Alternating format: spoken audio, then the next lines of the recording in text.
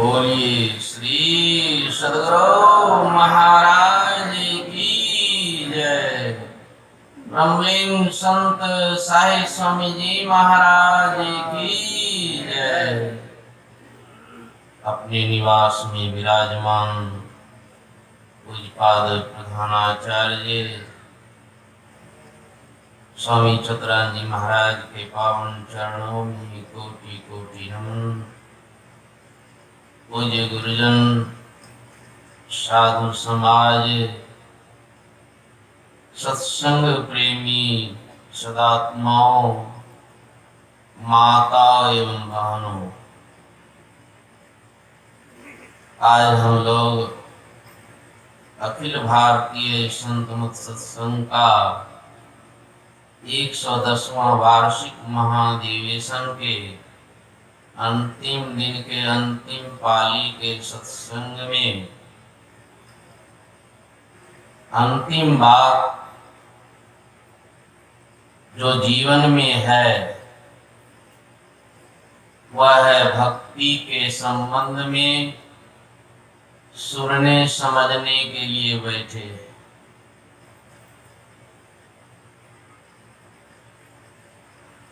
और यह भक्ति क्या है, इतनी बड़ाई रामचरितमानस में भक्ति की गई है। संसार में आप असंभव से असंभव काम कर लीजिए, असंभव से असंभव काम हो जाए, यदि आप भक्ति नहीं करते हैं आपका परम कल्याण नहीं होगा। केवल भक्ति से ही कल्याण होगा, यही अंतिम बात।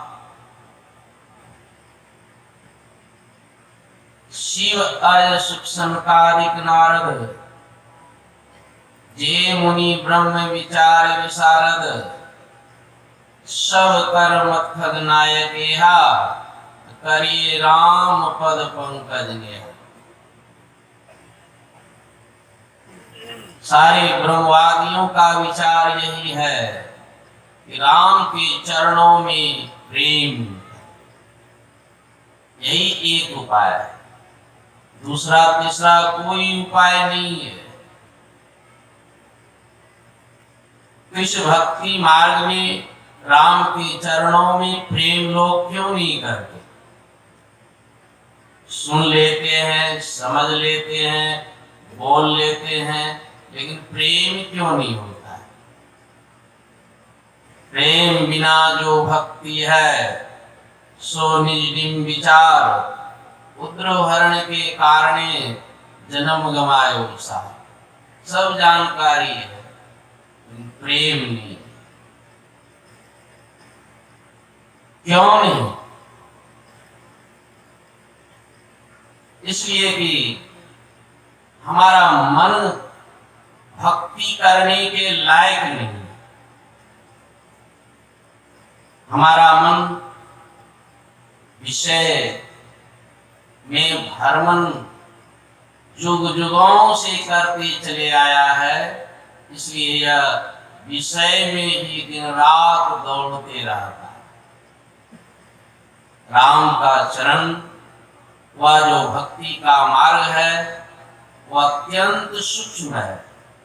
संत कबीर ने कहा, भक्ति मार्ग अति सांकरा, जस राई रस में भाव, मन एरावत हो रहा, कैसे हो समाव। हम लोग भक्ति तो करना चाहते हैं, लेकिन कबीर को बड़ा आश्चर्य होता है, आखिर भक्ति का मार्ग में ये प्रवेश कैसे करेगा? भक्ति का मार्ग तो अत्यंत सांकरा है। उदाहरण देते हैं, राई सरसों को कहते हैं, उसके 10 टुकड़े यदि हम कर देते हैं तो कितना छोटा होगा। ये भी उदाहरण ठीक नहीं है, लेकिन दुनिया में कुछ तो कुछ उदाहरण देना ही पड़ता है। राई दशमी भाव, इतना छोटा मार्ग है भक्ति का, और हम लोग सोचते हैं कि 3.5 हाथ शरीर लेकर के ही भक्ति के मार्ग में प्रवेश कर जाएं। ये तो आपकी उंगली भी वहां नहीं प्रवेश करे। राई दशमी इतना सूक्ष्म मार्ग है, इसलिए भक्ति में हमारा मन लगता नहीं है। किसी का मन लगा तो कैसे लगा? कोई उस मार्ग में प्रवेश किए कि नहीं? कहा कि हाँ, ये शरीर तो भक्ति के मार्ग में नहीं जाएंगे, लेकिन हमारा मन जो है इस भक्ति के मार्ग में प्रवेश करेगा। लेकिन अपने अपने मन को जब देखते हैं तो कबीर सबके मन को देख करके कहते हैं कि मन ऐरावत हो जाए। सबका मन तो ऐरावत हाथी की तरह है। समुद्र मंथन में ऐरावत हाथी निकला था, जिसको 10 मुंह और 10 सूंड था। साधारण हाथी को 1 मुंह और 1 सूंड होता है। कबीर कहते हैं दुनिया के लोगों का जो मन है ऐरावत हाथी के तरह। 10 इंद्रियां हैं, 10 दिशाओं की ओर जो है हमारा मन भागते रहता है। यही है ऐरावत हाथी जैसा मन। प्रवेश करने का एकमात्र उपाय है इस मन को जो है किसी साधन से, किसी तरह जो है समेटते समेटते इतना समेट लें कि हम भक्ति के द्वार में प्रवेश करने के काबिल हो। यही है भक्ति। किसी ने किया है कि नहीं? जितने भी संत हुए सबों ने कर दिया। रामकृष्ण परमहंस जी महाराज कहा करते थे अपने शिष्यों को, सुई के छिद्र में जो है हाथी को इस पार से उस पार जाते देखे हो।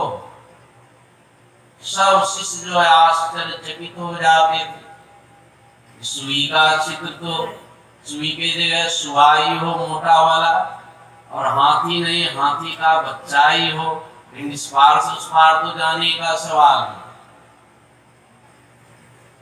रामकृष्ण परमहंस जी महाराज कहते हैं कि मैं सुई के छिद्र में हाथी को इस पार से उस पार रोज करता।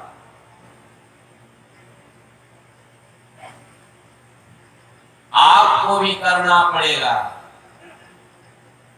उसी के लिए जो है यह संत मत का सत्संग है। इस सत्संग में समझाया जाता है कि मन का सिमटाव कैसे किया। जो अति सिमटी रहे सुख मन में, ताको पड़े जनाई हो। हमारे अंदर में वह भक्ति का द्वार, वह भक्ति का मार्ग सुषमना। उस सुषमना में भी अत्यंत सिमटाव करने की जरूरत है, जिसके संबंध में सुन रहे थे प्रातःकालीन।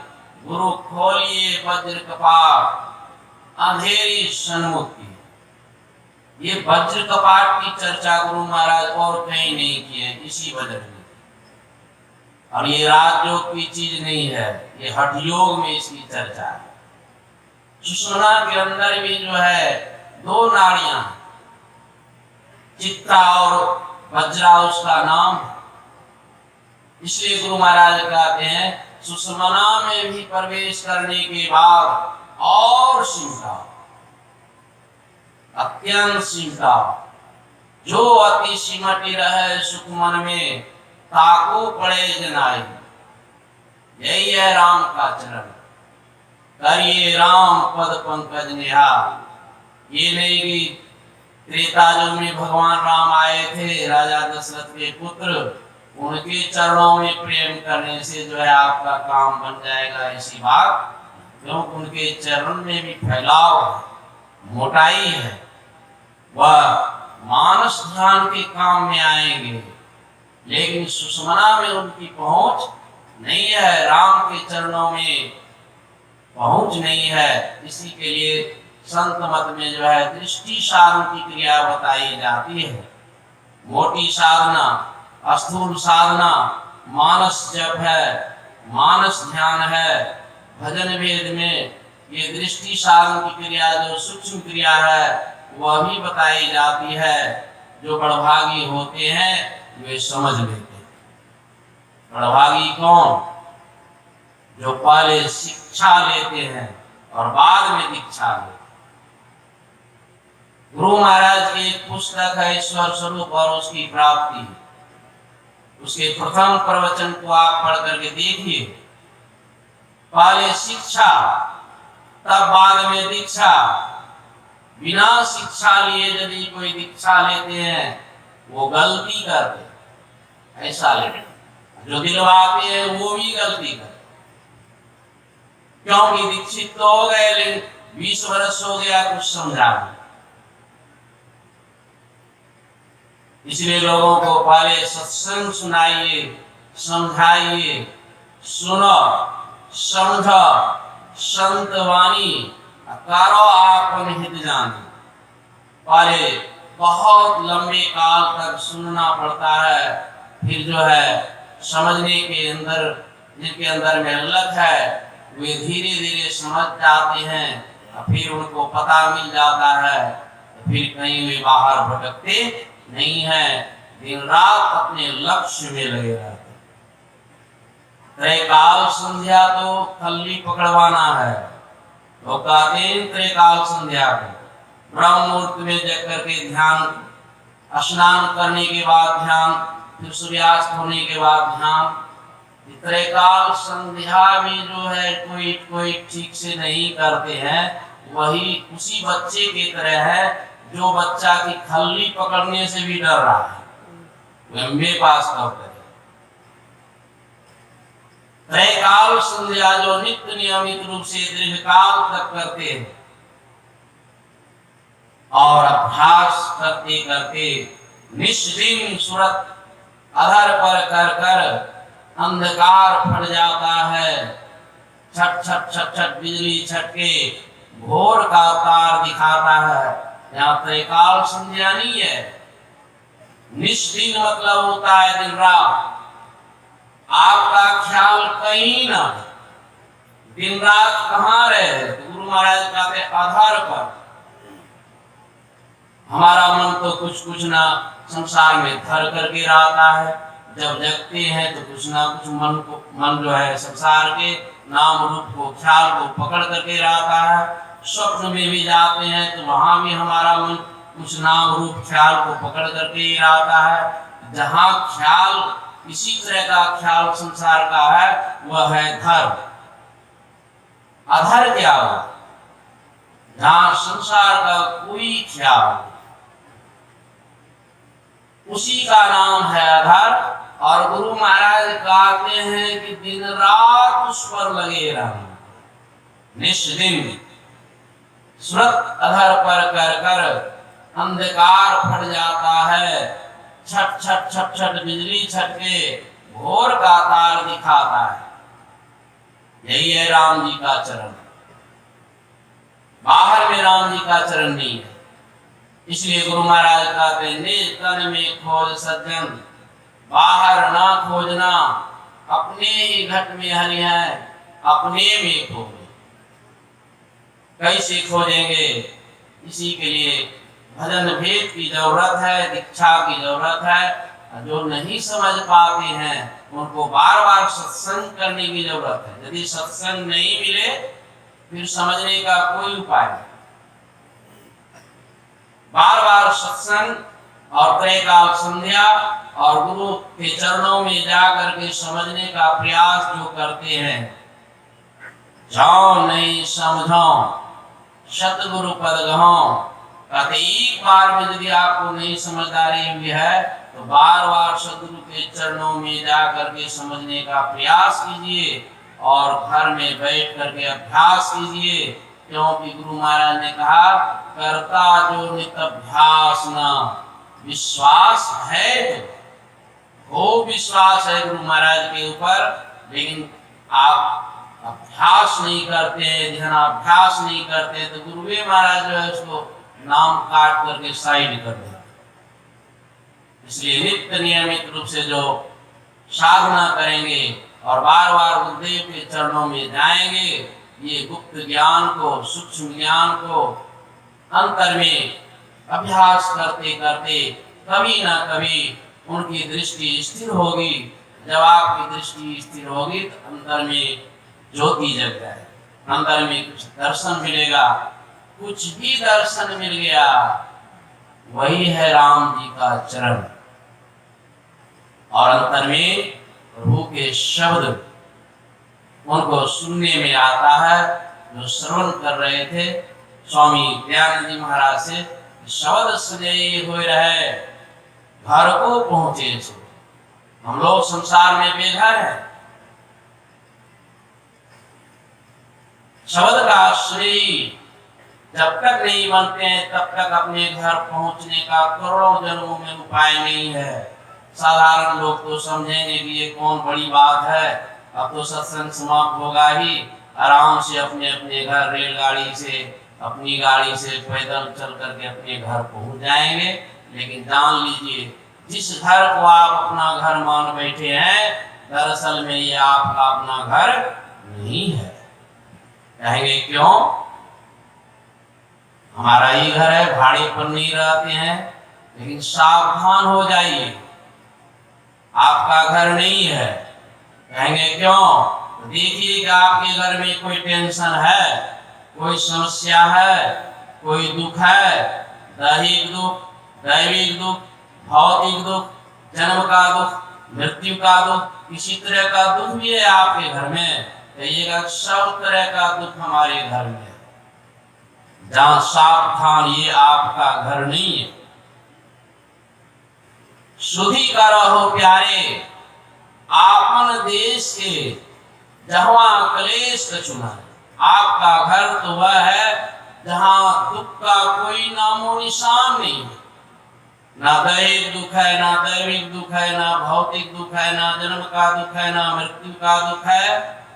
वही आपका देश है, लेकिन उसका ख्याल मुझे नहीं है। इसी ख्याल को पाने के लिए जो है हमें सत्संग में आना पड़ता है, गुरु से युक्ति सीखना पड़ता है, फिर साधन करके जो है अपने अंतर में दृष्टि को स्थिर करनी पड़ती है, तब जाकर के आपको वह शब्द मिलेगा। शब्द बिना श्रुति आंध्री, कहो कहाँ को जाए, द्वार ना पावे शब्द का, फिर भटका खाए। कहते हैं आपको यदि शब्द नहीं मिला तो समझिए कि आप अंधे बने हुए हैं, आपको भटकना ही पड़ेगा। इसलिए साधो भाई शब्द साधना कीजिए, यही शब्द से प्रकट भय सब, सोई शब्द कही लीजिए। साधो भाई शब्द साधना कीजिए। ये संत मत में मुख्य साधना जो है शब्द साधना ही है। लेकिन चंचल मन, फैले हुए मन को वो शब्द सुनने में आता नहीं, बल्कि उनके अंदर में निरंतर दिन रात हर एक इंसान के अंदर में वह शब्द हो रहा है। लेकिन मन की चंचलता के कारण कभी जीवन में उस शब्द को नहीं सुन पाते हैं, शरीर छूट जाता है और संसार में हम भटक जाते हैं। इसी भटकने से बचने के लिए संतों और भगवंतों का अवतार हुआ। यहाँ इस नूतन ग्राम में इतने बड़े संत का अवतार हुआ, सब कोई अपने दिल से कबूल करते। संत साई स्वामी जी महाराज अद्भुत संत, उनके जोड़ का संत होना